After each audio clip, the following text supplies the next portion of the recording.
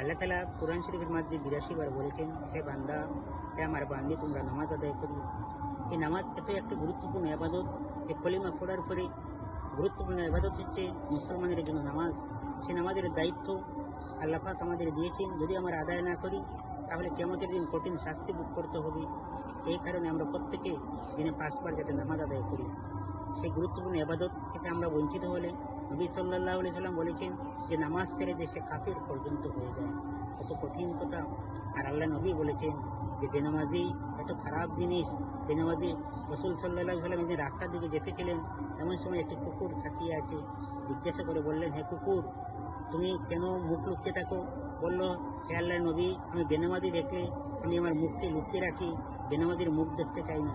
এ কারণে আমরা কেউ যাতে এই বেনামাজির কাতারে না যাই, আমরা প্রত্যেকে যাতে নামাজ পড়ার সুযোগ আল্লাহ তালা দিন। আল্লাহ তালার কাছে তৌফিক, আল্লাহ তালার কাছে আমরা তৌফিক চাইছি। আল্লাহ তালা আমাদের সবাইকে নামাজ পড়ার যাতে তৌফিক দান করেন।